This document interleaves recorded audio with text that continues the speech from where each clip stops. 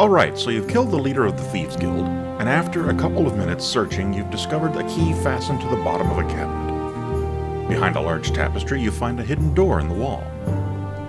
The key fits the panel to the side of the door, and the Guildmaster's hidden vault opens up. You find coins, jewels, a good quality shield with your cleric's holy symbol on it. And sitting on a pedestal off to the left side of the room is a gleaming longsword. The blade shines like polished platinum, the hilt of quality brass, and a gold handle wrapped in fine leather cord. There are runes of some kind etched into the fuller, and the wizard's detect magic spell radiates a definite magical aura coming from this blade. I cast Identify. What is it? It is a +2 longsword. Finding treasure, especially magic items, is one of the coolest things that can happen in a D&D game. Your paladin finally finds a Holy Avenger's sword, or the wizard gets his hands on a robe of the Archmage.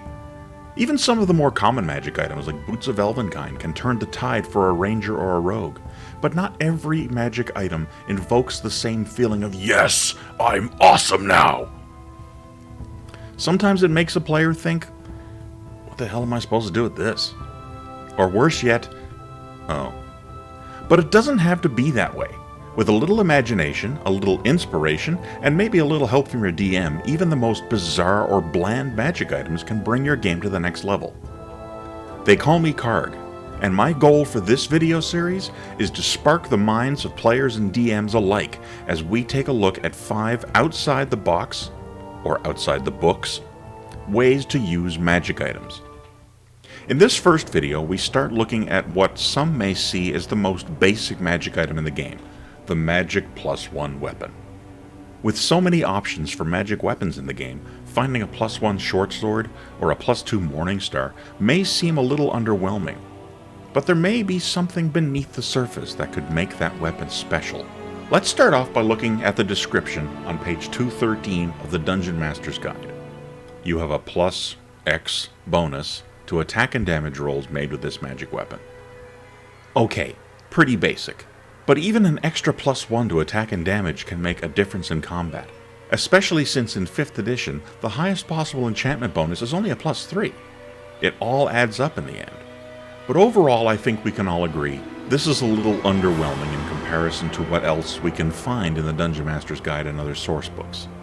So given the right resources and conditions, and getting in touch with your Dungeon Master, of course, what can we do to spice up this, the most common of magic items?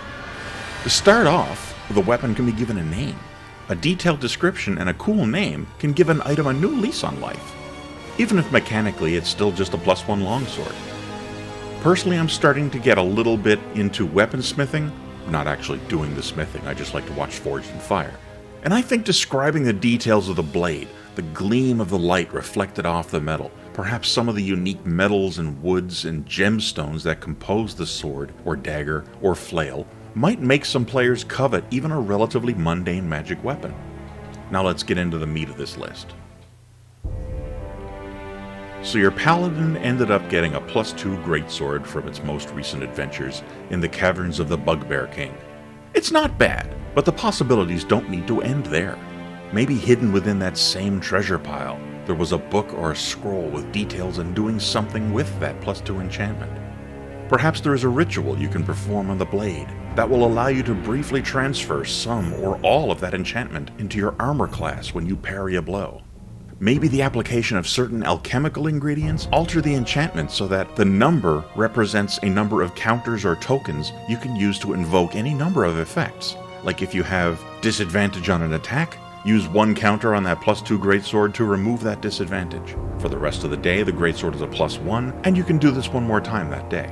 It might even be possible to increase the enchantment bonus given the right amount of time and resources. Your newly found enchanted weapon could be the literal key to a more significant treasure trove, a long hidden secret, or a major discovery. You find a +1 dagger. No big deal. You have at least 2 other weapons that are twice as potent as this. But this dagger has a unique shape to it that you think makes it a little special, so you decide to hold on to it as a trophy. Weeks later, you're trudging through an abandoned keep when you encounter a hole in an otherwise smooth stone wall. You search frantically for a key when, after a successful intelligence check, you remember that this unusual slit in the stone is of at least a similar shape to the blade of that weird dagger. You slip the blade into the hole, and you hear the grating sound of stone sliding on stone, and the true purpose of that measly +1 dagger is revealed as you have to squint your eyes from the shine of all the gold before you. Or your ranger finds a +1 bow. Not the most exciting find, but hey, we all know about the lack of magic bows in the game. Looking at you, Oathbow. But after doing some research, you discover that only an arrow fired from this bow can strike the proper resonance to shatter an otherwise unbreakable crystalline container that contains the cure for a devastating plague. Some items are more than their description, even more than their Dungeon Master's Guide entry text. Some items have a story all their own that might have happened decades, even centuries before you were around to leave your mark on it. The +2 flail you just picked up has a nice balance to it. The chain holding the spiked iron ball at the end is strong, and the wooden handle shows no sign of rot or damage. You fasten it to your belt and make your way through the rest of the dungeon. But miles away, earth and stone from a long-forgotten cairn shifts and heaves, and your new flail's previous owner has risen from its previously peaceful rest, sensing what it sees as a theft of its most treasured property, and it will not rest until you join it in death for your insolence. A +3 weapon is a +3 weapon. Or is it? Perhaps the weapon serves an additional purpose that an arcane check or a simple identify spell won't pick up on. A major metropolis has hired your party to trek to a Lich's tower to destroy the immortal creature. The city's protections have managed to keep the Lich out, but they don't know for how much longer. After a fierce battle, you finally fell the abomination and locate its treasure vault in the heart of his keep. But little do you know that the +2 scimitar you looted and sold to one of the city's smiths contains a jeweled pommel that, unbeknownst to the players, is the Lich's phylactery. The party goes to collect their reward from the Lord Mayor and unknowingly lets in the very thing they were hired to eliminate. This particular idea is a carryover from a few video games that I've played in my time. I specifically associated magic item sets with the green labeled sets from Diablo 3, where you had a group of magic items that, by themselves, were just okay, but grew more and more powerful as you collected their sister items. Perhaps a +1 longsword is your reward for exterminating the Ankegs that were terrorizing the countryside. But a month later, that same group of adventurers finds a magic short sword that, when dual-wielding both the longsword and the short sword, grants extra bonuses or abilities that the longsword alone just didn't grant. So there you have it. 5 outside-the-book ways you could use a +1 or +2 or +3 weapon in your D&D game.